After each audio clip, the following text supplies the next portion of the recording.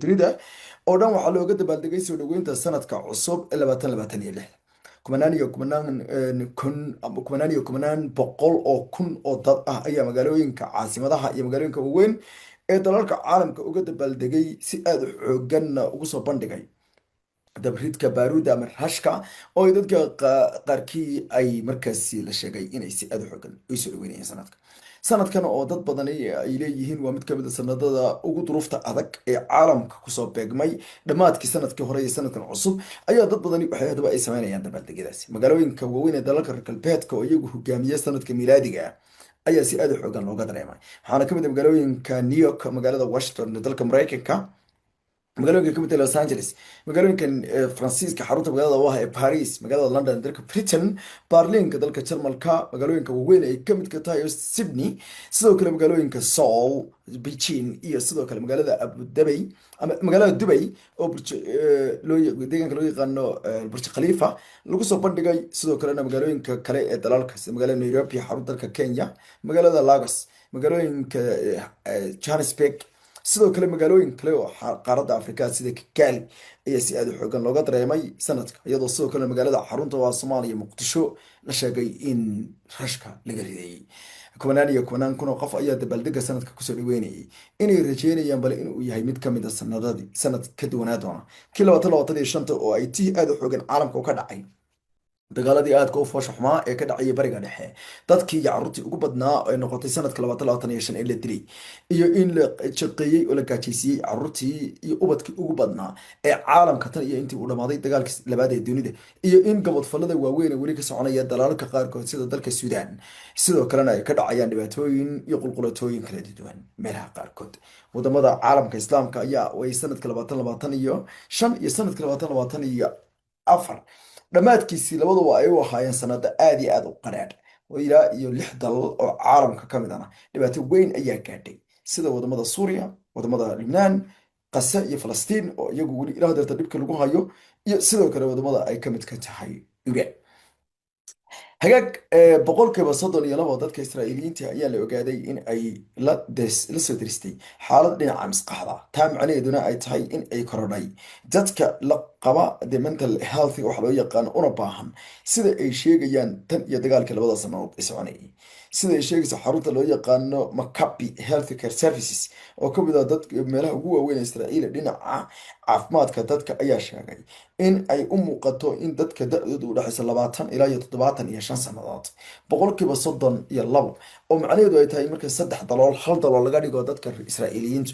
inay hadeerta ay wajahayaan bay yiraahdeen xanuuno dhinaca dhimirka oo waaweyn oo ay ka mid ka tahay isku buuq aad u xoogan nafsada oo dadka ka xun iyo sidoo kale niyad xumo aad iyo aad u xoogan dadka ayaana dhibaatooyinka aadka u xoogan ay ka qaadeen kadib markii dagaalka aadka u baanaa u dheeraaday iyo sidoo kale wadna kurkur iyo hurdo fiican oo la seexan oo mar walba laga baqayay in gantaaladii ururadii Xisbillah ururka Xamaas iyo sidoo kale dowladda Iran oo markii damayaduna dagaalka la wada galay intuba ay ahaayeen kuwa dhibaato aad u xoogan u geystay dadka ugu badan ee xanuunka dhinaca dhimirka la dala dhacaya ayay ku tilmaantay xarunta Maccabi in ay yihiin dadka askarta ayayna sheegeen in boqolkiiba 70 askarta guud ee qalabka ciidanka sida Israa'iil iyo sidoo kale kuwa kaydka marka waxba la isku daro inay la dala dhacayeen xamnada ugu badan dhaytadan ayaa sidoo kale waxa ay sheegtay in uu kor u kacay dadka ismaaweelinaya ee isticmaalaya ay yiraahdeen maandooriyaha la qiiqiyo ee loo yaqaan sigaarka kaasoo ay keentay ama ay duruufta keentay waxayna sheegeen sidoo kale inay hoos u dhacday waxa ay ugu yeedheen markaasi dhalashadii carruurta iyo dadkii dumarkii markaasi ilmaha caloosha qaadayay ama rimayay kuwaasoo ay sheegeen in boqolkiiba 4 iyaduna dib u dhacday hoos u dhacday waxay sheegeen sanadkii 2025 uu ahaa sanad ka mid ah sanadii ugu dambeeyay muujinayay in hoos u dhac aad xoogan uu ku yimid markaasi in ilmo galeenka uu ilmo u galo carruurta dumarka kuwa la qabo ayaa laga hadlaya iyadoo sidoo kale la sheegay in carruurihii kale ee suuqa ku dhala jiray ama suuqa madow ku dhala jiray ama saaxiibada lamaanaha ay kala dheli jireen ayagoo ilaaxaday hoos u dhaceen taasoo laga gartay si guud inay hoos ugu dhacday Toronto cuqubooyin aad xoogan oo waaweyn ayaa kale la sheegay inay soo jiijiileeyihiin 72,000 oo qof oo carruur u badan iyo dumar ayaa geeriyooday halka 180 kale ku dhawaadna dhaawacmeen oo kun yani, halkaasoo ay israa'iil ay laysay dadkii ugu badnaa. israa'iil ayaa weli sii wada gumaadka aadka u xoogan, waxaana jira mar ka dambaysa duruufo waaweyn oo ku xeeran qadiyadan kuna aadan, ayaa la yidhi inay dhalan karto masiibooyin midba mid kale ku ilow. dowladda faransiiska ayaa sheegtay in sanadka 2026 ee hadeerta uun curtay bishiisa Sebtembar ay joojin doonto dhammaan isticmaalka baraha bulshada ee caruurta da-da 15 wixii loo gaadha, iyadoo wadamada reer galbeedku ay doonayaan inay iska xakameeyaan baraha bulshada iyo xumaantooda. ayaa madaxweynaha dalka faransiiska Emmanuel Macron waxa uu sheegay in uu qaadi doono tallaabooyin lagu badbaadinayo akhlaaqiyaadka asaasiga ah ee caruurta, iyadoo ay sii badanayso waxyeelada internetka. tan ayaa timid tijaabo markii lagu sameeyey dalka Australia, taasoo la sheegay in guul laga gaadhay durbaba 2 asbuuc ka badan oo Australia ay joojisay isticmaalka baraha bulshada ee caruurta 16 wixii ka yar iyo wixii loo gaadha ee hoos kasoo jira. ayaa la sheegay in ay timid isbedel aada u xoogan oo ay waalidiintu sheegeen inay ka dareemayaan caruurtooda dhinaca waxbarashada, hadday tahay dhinaca hurdada, caafimaadka, firfircoonida, ciyaarta kubadda iyo sidoo kale waxyaalaha ay la midka tahay. wargeyska Le Monde ayuu u sheegay madaxweyne Macron in lagu dhawaaqi doono sanadkan mid ka mid ah kuwii ugu waaweynaa inay yihiin. khudbadii uu usoo qaatay soo dhaweynta sanadka ayuu madaxweyne Macron ku sheegay in ay qaadi doonaan tallaabooyinka. waxaa la dhammaystiri doonaa shuruucda oo dhan wixii loo gaadho bisha June, islamarkaana implementations ama lagu sameyn doonaa meelmarin bisha September ee sanadka ayuu yidhi 2026. dowladda dalka faransiisku ma noqon doonto mid caruurteeda ku eegata iyo ubadkeeda da'da yar, iyadoo akhlaaqdoodii ay dumayso, sidoo kalena ay isticmaalayaan barta ugu daran hadeerto akhlaaqiyaadka lagu fasahaadiyo ayay tahay barta TikTok oo dad badan ka qarisay waxyaalaha macluumaadka caadiga ah ee caalamka ka dhacaya, islamarkaana dadku in iyagu ay daawadaan qof uun dhibaato isugu filan iyo qof isruxaya iyo waxyaalo maalayacan iyo cay iyo aflagaada ah ayay u egtahay. dalal badan oo caalamkaana waxay doonayaan in ay dib u shuruuceeyaan. dowladda Mareykanka ayaa ilaa iyo hadeerta diidan in wax laga qaado tallaaba isbedel dhinaca lagu sameynayo shuruucaynta. haddaba aan eegno dhinaca Soomaalida waxaa ku socda haddaba weerar aad iyo aad u xoogan dalka Mareykanka. weeraradan waxa ay isugu jiraan kuwo ay wadaan cusuriyiinta iyo dowladda oo iskaashanaya. masiibada ugu weyn meesha ka taagan tahay waxa weeye dowladdii Mareykanka iyadu marka ay dadka ama bulshooyinka qaarkood ay dareemaan ciriiri u hiili jirtay ee ka ilaali jirtay in dadka la dhibaateeyo ayaa waxay hadeerto horboodaysaa markaasi dadkan arrinta wada youtubero dadka aflagaadooyin aada u xoogan iyo barnaamijyo ka sameynaya run iyo been isku qooshan, laakiinse 80% in ka badan been u badan ayay dowladdu u qaadanaysaa caddayma ahaan. waaxda amniga gudaha ee Mareykanka ee loo yaqaano Department of Homeland Security ayaa sheegtay inay dib u eegis ku sameyn doonto kiisas waxay ugu yeedhay dadka markaasi jinsiyadda Mareykanka ku qaatay, waxay ugu yeedhay sharci darro oo kasoo jeeda 19 wadan, kuwaas ay sheegeen in dalalkooda ay ka jiraan xaalado laga walaaca iyo in ay yihiin dad laga baqayo in markii horeba ay dalka Mareykanka ay ku yimaadeen sis aan waafaqsanayn sharciga. Soomaaliya ayay sheegtay in ay yihiin in dadka ugu badan ee la eega doono inay ku jiraan. TV-ga Fox News oo warbixinta qoray ayaa sheegay in ay soconayso isku dubaridkii ugu weynaa. dowladda Mareykanka ayaa balaayiin dollar oo lacaga u meel marsatay la dagaalanka soo galootiga iyo dadka migrantiga ah, taasoo macnaheedu ay tahay in la doonayo lacagtaasi in la khasiro. dib u hubinta iyo dib eegistana ayaa la sheegay in haddii ay dhacday khiyaano iyo wax isdabamarin qofku marka uu sharciga Mareykanka qaadanayay iyo sida uu Mareykanka ku yimid intaba dib loo eegi doono. dib eegista ayaa diiradda saaraysa waxay ugu yeedheen in nidaamka socdaalka uu ahaa mid aad iyo aad loo xaqiijiyey. in kale xaqiijinta ayaa imaanaysa iyadoo ay sheegayaan in qaar ka mid a xubnaha xisbigu ay marmar ka damaysa ay soo baxayaan ay yireen barnaamijyo daryeelka caruurta oo la boobay magaalada gobolka Minnesota oo ay sheegeen inay ka socoto halkaasi ololo. aqalka cad ee dalka Mareykanka ayaa dhinaca kale ku dhawaaqay in la haki doono qaar ka mid ah barnaamijyada lagu taageero caruurta ayay yiraahdeen ee barnaamijyada gaarka ah ee daryeelka caruurta, gaar ahaan baraha loo yaqaano ama ay ka mid ka tahay daycarada, taasoo ay sheegeen in dib loo hubi doono ilaa iyo dib laga hubi doono la haki doono. dhinaca kalena arrintan ayaa noqonaysa midii ugu weyneed iyo baaritaanadii ugu yaabka badnaa ee dadka lagu qaado oo dhinac walba ah. Soomaalida ayaana hadeerta diiradda la saartay lana cogtay. dad badan ayaa sheegaya oo caddaan ah iyadoo Soomaalidu aysan ilaa hadeerto istaraatiijiyad fiican oo isku dabaridan oo isku difaacaysa aysan jirin. ayase dad badan oo caddaan ayaa sheegay in faylashii Epstein oo in badan oo ka mid la qariyay xogaha waaweyn ee dhinaca dib u dhaca ee dowladnimada ku jira ay noqotay mid gabi ahaanba la madfiyay dambeysay arrinta markaasi saxaafadda oo dhanna loo isticmaalay in xagga soomaalida loo dhigo. dib u eegista waxaa ku jira kiisas la xidhiidha ayaa la yidhi waxaa lagu tilmaamay 19 dal oo 18 dal oo kale Soomaaliya aysan ka mid ah Soomaaliya marka lagu daraan 19 noqonaya si ay u aragto ayaa la yidhi wadamadan inay yihiin kuwo marba ka dambeysa sii darsanaya. jinsiyad kala noqoshada waa nidaam sharciyeed oo aad iyo aad u adag ama marka qaarkood ah mid aan suurtagal ahayn siyaabo badan, laakiinse marka qaarkood qaata process aad u dheer. taariikh ahaan dowladda federaalku waxay isticmaashaa tobanaankii xilliyadii iskaashimeeyadii ayaana mar aysan oo kala dhacda. dalka Mareykanka ayaa la sheegay in dhowrkii sannadood ee ugu dambeeyey oo dhan dad 100 ka yar lagala noqday dhalashada. dacwad ogayaasha ayay tahay inay xaqiijiyaan in jinsiyadda lagu qaatay si sharci darro ah, waxaana jinsiyadka qaadidda ay u baahan tahay cadeymo badan oo mararka qaar qaadan kara dacwado sannado socda sida wararku ay sheegayaan. baaritaanada ayaa sidoo kale imaanaya iyadoo waaxda caafimaadka iyo adeega aadanaha ee HHS-ka loo yaqaano ay qaaday talaadadii tallaabooyin ay ku hakinayso lacagaha daryeelka ee carruurta iyadoo la tixraacayo khiyaano lagu eedeeyey baa layidhi bixiyayaasha daryeelka carruurta ee gobolka Minnesota, taasoo ay sheegeen in ay tahay baaritaano ay ku ogaadeen wiil yar oo 23 jira oo leeda Nick Shardy oo isagu baaritaano uu sameeyey aan wax cadayna u keenin dheekeerada qaarkoodna doonaya inuu xoog ku galo. xogiye ku-xigeenka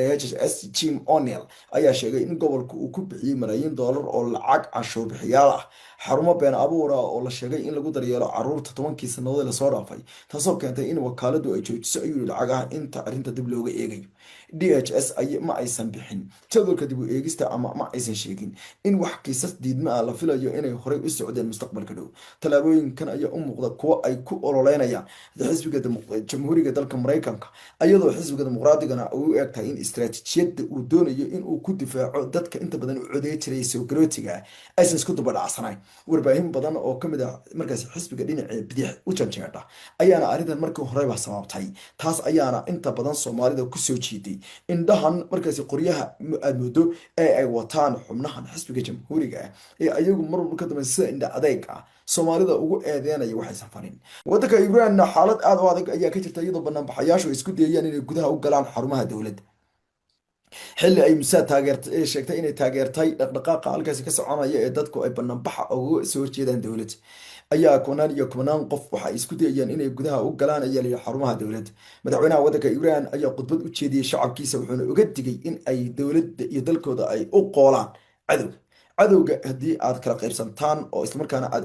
u arko markaasi daciifnimadeen waad u loogmaysaan dabeedna waad biiqaysaan dabeedna waxaynu noqonaynaa kuwa hanta hadhul ay ku dhacdo. khudbadda uu jeediyey ayuu sheegay in ay sax tahay in dadka Iiraaniyiintu waxay ka cabanayaan ay jirto oo ay ka mid ka tahay dhaqaale darrada ama dhaqaalaha oo yar. sidaa daraaddeedna dowladdu ay isku dayso waxalaali wixii karaankeeda inay suubiso. dowladdana cadaadiska aadka xoogan ee haystaa uusan ahayn mid ay iyadu kasabtay oo mas-uuliyaddeeda ay leedahay, laakiin ay tahay kuwa doonaya in aynan arag ay yidhaahdeen inagoo cageena ku taagan oo cadowga shisheeya iyo kuwa xiro ah inay taas ay go'aansadeen. sidaa daraaddeedna waxay dowladdu uga digtay in aan lagu dabaqin wixii iyaga aan haba yaraatee aysan awoodooda ka baxsan. waxa awooddeena ka baxsan inaad nagu dabaqdaan waxay la mid tahay in aad naga doonaysaan wax aynaan samey karaynin. waddankeena aynu gabi ahaanba beeranno oo aynu ka shaqaysanno ayuu ka digay madaxweynaha oo gobolka Loresta ka jeedinaya khudbad ayaa dhinaca kale waxa uu sheegay in banaanbaxyada ay ku jiraan gacan shisheeye. qaar ka mid ah dadkii banaanbaxyada hogaaminayay oo ku jirta 28 jir ololaha waday ayaa la soo qabtay, waxaana lagu tilmaamay inay taasi tahay mid ka mid ah kuwii ugu waaweynaa ee dhibaatooyina. tan ayaa imaanaysa iyadoo madaxweynaha Mareykanka Donald Trump uu taageeray toddobaadkan booqashadii Netanyahu uu ku joogo dalka Mareykanka gobolka Florida markii la isugu tagay Mar-a-Lago uu ku taageeray duqeyn cir iyo dhul lagu qaadi karo dalka Iran. dhinaca kalena sida uu sheegay wargeyska The Jerusalem Post waxaa jira laba warbixinood oo la yaab leh oo qoray wargeyskaasi. mid wuxuu ka qoray arrimaha Soomaalida gaar ahaan arrinta Somaliland oo uu sheegay inaysan jirin wax Somaliland la yiraahdo ayuu yiri wargeyska Jerusalem Post oo kamid ah warbaahinta ugu weyn ee Yuhuud. wargeyska ayaa sheegay in Somaliland lagu kala tagay sanadkii 2023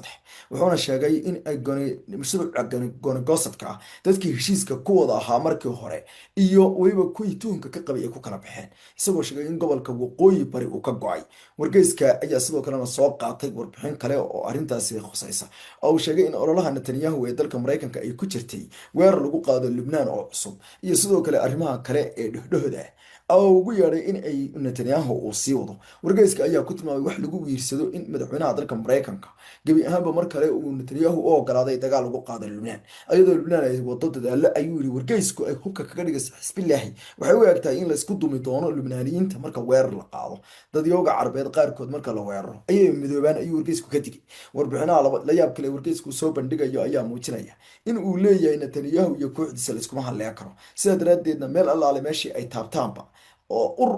iyo dab ayaa ka kacaya. sidaa daraaddeedna halisuhu way sii soconayaan, wayna sii darsanayaan, oo xaaladdu waxay u ekaanaysa marka dambaysa mid sii qadhaadhaanaysa. ninkii loo yaqaanay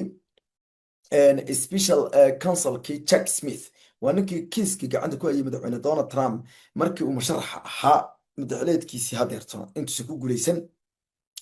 ayaa markii ugu horeysay waraaqihiisii waxaa sii daayey guddiga aqalka koongareeska xisbiga jamhuuriga dalka maraykanka oo ay waraysi la yeesheen. guddiga loo yaqaano the house judiciary committee ayaa 255 waraaqood ayay kusoo beegeen markaasi sanadka happy new york ayay kusoo beereen ama new year's eve, waxayna uga lahaayeen in madaxweynaha dalka maraykanka waraysyadii laga qaado oo dhan la arko. donald trump ayaa la sheegay in uu markaasi smith uu waraystay, inkastoo inta badan ay joogeen qareenadiisu. si kastaba ha noqotee dowladda madaxweyne donald trump ayaa doonaysa inay ninkaasi ka argoosato, maadaama trump hadeerta uu madaxweyne yahay. wuxuuna ku jiraa liiska 5 qof oo la sheegay inuu doonayo inuu maxkamad soo saaro. 2 ka midana maxkamadoodii gorsi horsay ayaa la anfiyey, oo kale ahaa madaxii hay-adda FBI da dalka maraykanka hore u hogaami jiray James Comey xilligii hore ee Trump, iyo sidoo kale gabadha loo yaqaano Letitia James oo iyadan gobolka New York. mabdaanina gobolka New York ayaa loogu dhaariyay qur-aanka kariimka. taariikhda markii ugu horeysay kitaabka qur-aanka kariimka duq magaalo oo magaalada New York lagu dhaarinayo ee dalka maraykanka ugu weyn, waxaana xalay xafladii ay noqotay mid la yaab leh. kitaabka qur-aanka kariimka ayaa 34 jirkani la mariyey, gacanta la mariyey, ayuu gacanta mariyey isagoo ku dhaartay magaca ilaahay in uu magaalada daacad u noqon doono, islamarkaana uu shaqadiisa daacad u noqon doono. xarunta loo yaqaano the old city hall xarunta ay sidoo kalena ka dhowdahay aagga loo yaqaano the lower manhattan ayaa lagu dhaariyey, halkaasoo uu maro markaasi subwayga ugu weyn ee tareenka. waxaana la yidhi mabdaani ayaana la arkayay isagoo gebi ahaanba doortay inuu yidhi kitaabka qur-aanka kariimka ayaan doortay, sidaa daraaddeedna kitaabka qur-aanka halay mariyo. wuxuu ku dhashay dalka Uganda, waxaana waalidkii asal ahaan ay kasoo jeedaan ay kasoo jeedaan wadanka loo yaqaano Hindiya. waxa uu noqon doonaa qofkii ugu horreeyay hadal uu halkaasi ka jeediyey ayuu sheegay in diinta islaamka iyo weliba dhaqankiisa muslimiintu ay farayso in uu shaqada uu qabanayo uu daacad ka noqdo, isla markaana uu iska ilaaliyo xumaanta ay ku jirto xaaraanta iyo boobka hantida, sidoo kalena corruptionka iyo khaladaadka waaweyn ee dadka fasahaadi kara, taasoo uu sheegay inay tahay mabaadi'da diinta islaamka iyo xukun nadiifa oo ay dadka loogu talagalay ay sameeyaan. hagaag dabashara qiimaha waa wariyay 60 jir wiilkaasi yar isa u hadlaya oo weliba inkastoo dad badan oo Soomaaliyeed iga codsadeen inaanan arrimahaas oo kale aan ka hadal oo ay guriyadeen maadaama midnimada muslimiinta la raadinayo hadhihi ninka waa shiico, laakiin dabcan waa shiicada muslimiinta. anigu shiicada muslimiin baan u aqaanaa, maxay tahay ma yihiin dadka mutatarfiinta ah ee dadka iska gaalaysiiya, qaar Soomaalida gaala u yihiin kuwa kale gaala u yihiin. laakiinse dabcan waxaan la yaabay ninkaas yar maaragtay ii sheegay runtii wadanka muslimka ahayn ku dhashay, inkastoo muslimiin badan Uganda joogaan, haddana kusoo koray Maraykanka, haddana kitaabka qur-aanka dalbaday, haddana sheegay in fasahaadka laga ilaaliyo nidaamka dawliga oo ah dardaaranadii ugu waaweynaa ee xukunkii Madiina ee subanaheena naxariis nabadgelya eeba korkiisa ayay kasoo bilowday iyo waxa ay sameynayaan.